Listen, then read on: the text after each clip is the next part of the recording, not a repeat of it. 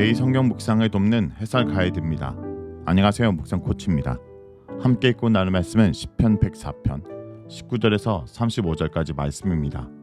하나님은 지혜로 세상의 모든 만물을 창조하신 후에 그의 지혜와 질서로 통치하시고 보존하십니다.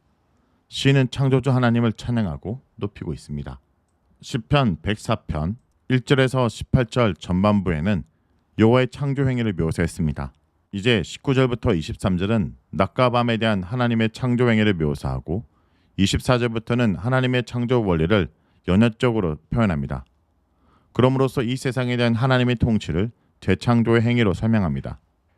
이 세상에 대한 하나님의 통치를 창조 및 재창조로 주제로 이야기에 만드는 것이 시편 104편의 핵심 목적이기도 합니다. 6절에서 18절의 물에 대한 하나님의 통치를 주로 묘사했다면 19절에서 23절은 낮과 밤에 대한 하나님의 통치 행위를 묘사합니다. 19절은 여호와께서 달을 통해 절기를 정하셨다 말합니다. 절기로 번역된 히브리 단어는 정해진 시간 혹은 정해진 공간 등을 의미합니다. 즉, 이 구절에서 절기는 구약의 어떤 구체적 절기를 말하는 것이 아닙니다. 하나님이 낮과 밤을 구별하셨다는 뜻입니다. 19절 하반절은 해가 지는 그때를 안다고 말하며 20절에서 22절은 밤에 짐승들이 나와 먹이 사냥을 하며 낮이 되면 사냥을 그친다는 사실을 묘사합니다. 23절은 사람 역시 낮에 일하고 저녁 이후에는 쉬게 됨을 말합니다. 사람과 짐승을 포함하여 피조세계는 하나님이 정하신 때에 따라 움직입니다. 여호와 하나님의 창조는 단순히 무에서 유를 창조하는 것만을 뜻하지 않습니다. 하나님이 만물을 친히 정하신 원리에 따라 다스리신다는 것까지 함의합니다. 24절에서 30절은 여호와의 재창조 사역을 말합니다. 24절부터 시편 104편의 핵심적인 메시지가 등장합니다. 지금까지 시인은 여호와가 창조주로서 하신 이들을 구체적으로 나열하는 방식을 설명했습니다. 그러나 24절부터 시인은 그 창조 행위에 대한 보다 연합적인 설명들을 제시합니다. 24절은 하나님이 하신 일들이 매우 많았다고 언급하면서 그 만드신 행위들이 지혜를 통해 이루어졌음을 선언합니다. 그러나 본문은 창조 시점에 있어서 지혜의 구체적 역할이 무엇이었는지를 직접적으로 언급하진 않습니다. 창조주 여호와가 지혜로 만물을 지었다는 것은 잠언 3장 19절에서 20절과 8장 22절에서 31절에 매우 자세히 언급되어 있습니다. 25절은 크고 넓은 바다에 많은 생물들이 살고 있음을 말합니다. 26절은 그중 대표적 동물인 리오야단을 언급합니다. 리오야단은 고대 근동의 신화적 동물로서 욥기 41장에서 등장합니다. 리오야단이 문자 그대로 단순히 악어를 가리키는 것은 아닙니다.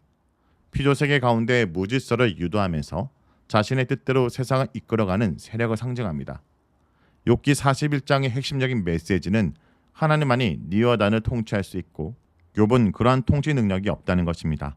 시편 104편 26절에서 리오야단이 언급되고 있는 것도 사실상 욥기 41장과 유사한 메시지를 전달하기 위한 것임을 분명히 합니다.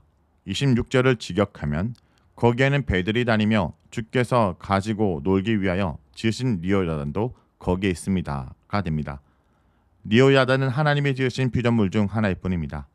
시인은 하나님이 리오야단을 지으시고 그것을 가지고 노신다고 표현합니다. 여기서 놀다라고 번역된 단어는 즐기다 라는 의미가 있습니다. 이 세상 피조물 중 가장 힘이 세고 큰 능력을 가졌다고 여겨지는 리오야단이라고 할지라도 창조주 하나님 보시기에는 가지고 즐기실 정도밖에 되지 않는 한낱 피조물일 뿐입니다. 28절에서 30절은 연역적 설명을 추가합니다. 28절은 하나님이 주시면 피조물들은 받게 되고 하나님이 손을 펴시면 그들은 받아서 좋은 것으로 만족하게 된다 말합니다. 그러나 29절에 따르면 주님이 낯을 숨기시면 피조물들은 떨 수밖에 없고 그들의 호흡을 거두어 가시면 그들은 죽어서 먼지로 돌아가야 합니다. 즉 28절에서 29절은 피조물들의 인생 전체가 오직 창조주 하나님의 건세에 달려있다는 점을 선언합니다.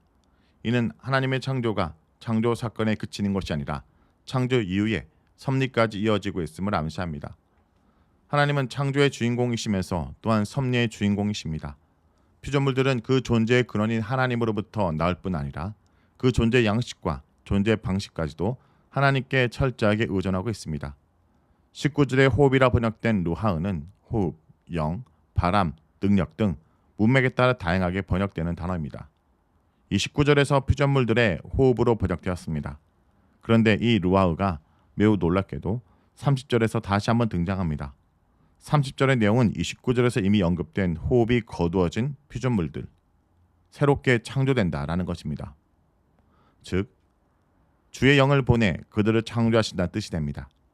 여기서 주의 영을 번역된 단어가 바로 루아흐입니다. 29절의 루아흐가 피조물의 호흡을 의미한 데 반해 30절의 루아흐는 하나님의 영을 뜻합니다. 하나님의 루아흐라는 표현은 창세기 1장 2절에서 나타납니다. 이는 창조 사건 가운데 나타나신 하나님의 영, 곧 신약의 표현대로면 성령님이 동역하셨다는 뜻이 됩니다. 그들을 창조하사라고 번역된 단어는 원문을 지역하면 그들은 창조된다 라고 됩니다.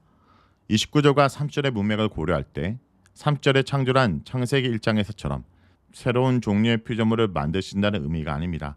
새로운 피조물이 다시 태어나게 하셔서 그 세상이 운영되도록 섭리하신다는 의미입니다. 이것은 30절 하반절에서 지면을 새롭게 하시나이다 라는 표현을 통해 충분히 입증됩니다.